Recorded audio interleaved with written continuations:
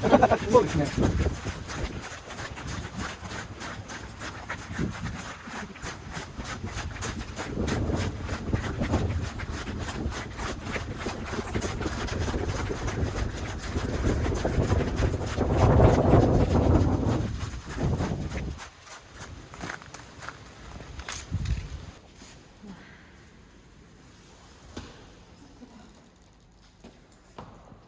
On a des cubes inox. Ce que le cube inox, vous Oui, auriez uniquement cube inox. Ce qui permet la thermorégulation. J'avais visité 2 centaines d'heures de château, alors normalement. Alors je vais revenir un petit peu sur l'histoire de Rozan-Ségla. Comme il pleut, on ne s'est pas arrêté vraiment devant le château. Alors, pour vous raconter un petit peu, Pierre de Rozan a créé le vignoble. Il a acheté la maison noble de Gacy, c'est l'acte fondateur. Ça se passe en 1661. 1661. Et Pierre de Rozan était un homme particulièrement visionnaire. Ça a d'abord été un marchand de vin et de morue. Il a ensuite été ce qu'on appelle baron par procuration. Donc c'est-à-dire qu'il exploitait les vins de Château Bargot et Château Latour. Ça ne lui appartenait pas, mais il exploitait les vins pour lui. C'est lui qui vendait. En fait, contre une rente annuelle, il exploitait le domaine. Voilà. Ah, ok. Donc c'est lui qui vendait au final, effectivement. Et ensuite, il a créé son propre vignoble. Le domaine a appartenu à la même famille pendant 200 ans. Et en 1763, il y a quand même eu une séparation du domaine. Effectivement. Et Ségla. Exactement. Voilà. On a aujourd'hui Rozan-Gacy et Rozan-Ségla. En fait, c'est à force de succession, il y a eu voilà. Et Ségla est le nom de la baronne des héritiers de Pierre de Rozan, et c'est ainsi qu'on a ajouté ce nom à Rozan pour donner Rozan-Ségla. Et aujourd'hui, on a 2 vins à Rozan-Ségla. Donc on a Château Rozan-Ségla qui est le grand vin et Ségla le second vin. Je peux vous montrer le chai maintenant? では中に入ってみます。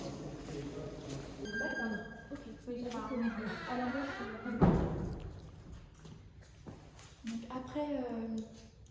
après la famille Rozan, il y a eu beaucoup de différents propriétaires, jusqu'en 1994 où Chanel a racheté la propriété. 1994, 1994.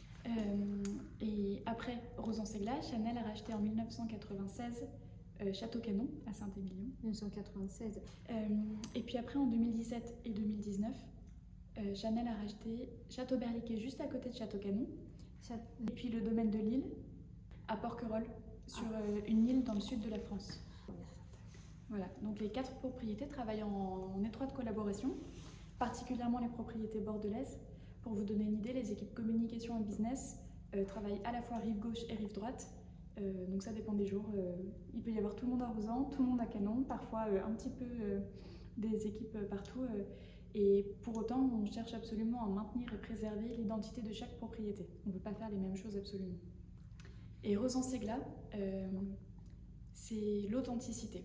Quand on arrive dans la propriété, si on ne sait pas que c'est Chanel, je ne pense pas qu'on puisse le deviner. On n'a pas un gros château, on a une maison relativement simple. Peut-être que vous voulez commencer.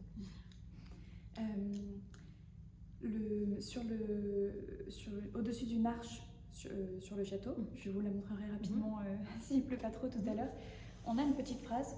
Il est écrit sed apta, et ça vient du latin parva sed apta, si vous voulez traduire. Ça vient de latin, de... Oui, et ça veut dire petite mais confortable. Et c'est un petit peu ce que représente Rozan. C'est quelque chose de familial. Il y a une atmosphère dans laquelle on se sent bien rapidement. Et l'intérieur du château a été designé par Peter Marino, qui est un designer qui a également designé les boutiques Chanel et qui a designé également l'intérieur de Château-Canon. Donc nous voici ici dans notre chai. Il y en a un deuxième dessous. Donc, on travaille avec 7 tonneliers différents. Donc vous pouvez voir leur nom sur les armes. Et tous les ans, notre maître de chai organise une dégustation à l'aveugle avec les tonneliers. Donc ils dégustent sans savoir de quel barrique vient le vin. Et ils doivent se noter un petit peu les uns les autres. Ça permet à notre maître de chai de donner des indications, de vérifier qu'ils vont tous dans la bonne direction. d'éventuellement recentrer ou de voir ce qui fonctionne bien. C'est déguster de vin, c'est pas déguster directement en barrique. Non, c'est pas déguster directement en barrique. Ça pourrait être le cas, mais c'est une dégustation à l'aveugle, donc c'est un petit peu préparé à l'avance pour pas qu'on voit d'où vient le. Et alors vous devez connaître, mais on utilise donc du chêne français. Ah non. On a testé dans le passé du chêne américain, mais c'était trop fort pour nos vins. Et on veut vraiment que le bois sublime nos vins et révèle les arômes de nos vins plutôt que de prendre le dessus. Voilà. Alors, j'imagine que vous connaissez sans doute les anecdotes, donc c'est peut-être moi qui vais vous poser les questions. Est-ce que vous savez pourquoi on peint les barriques? C'est de couleur rouge. ちょっとしてワインこぼれた時に。そうです。C'est pour de cacher Exactement, le oui. vin qui coule pour faire dans. Exactement. Et donc on a les barriques en chêne français, mais ça, ce n'est pas du chêne français. Du châtaignier. Oui, exactement. Donc vous connaissez les anecdotes. Et là, actuellement, on a des bondes en verre ici. On les a parce qu'on a mis le vin en barrique récemment avec les écoulages. Et la bonde en verre permet au gaz carbonique qui est présent initialement de s'échapper. Parce qu'après, on utilise une bonde en silicone. Et si on la mettait dès le départ, ça exploserait comme une bouteille de champagne. 全部の発酵タンクは本当にステンレスなんですね。全部だとおっしゃってますね。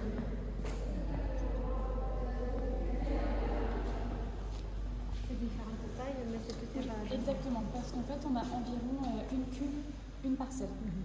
Donc, je les ai pas rencontrés, non, effectivement. Et on fait ce qu'on appelle le zonage intraparcellaire. Donc, c'est-à-dire que toute l'année, les équipes techniques vont goûter le raisin, etc.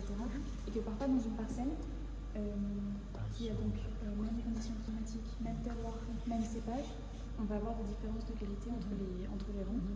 Et parfois, on va séparer les parcelles en deux parce que justement, la qualité n'est pas la même et ça va aller dans des cuves différentes.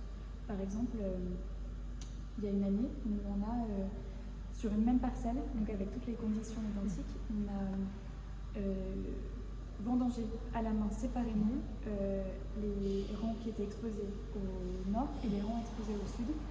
On les a ensuite vinifiés séparément aussi pour voir l'évolution et la différence bien que subtile des arômes. Ici, on a des toutes petites cuves. 11,5 hectolitres. こんなちっちゃいのもあるんだ。 On les utilise soit pour faire des tests pendant la vinification, pour éviter de faire une cuve complète, ou bien quand on a un doute sur un lot, on peut les mettre dans ces cuves-là pour les surveiller. Et comme là c'est vraiment une température idéale qu'on peut vraiment surveiller précisément, ça nous permet voilà, de stabiliser les lots sur lesquels on peut avoir des doutes.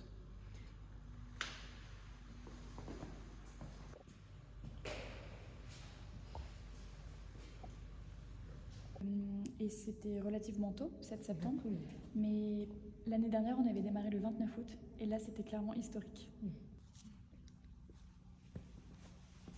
Cet été, dans le mois de juillet, il faisait pas beau, alors c'est la maturité qui est arrivée un peu plus tard. Il fait très très chaud en septembre, alors ça. Exactement. Et effectivement, on a eu des périodes pas très jolies en juillet-août, mais pour autant, à partir d'avril, on a eu des températures vraiment élevées. Donc la maturité des raisins est bien là. 一緒に上に書いてある言葉がラテン語で小さいけれど居心地がいいという意味の言葉が入っていると。C'est mignon. C'est rosant, voilà.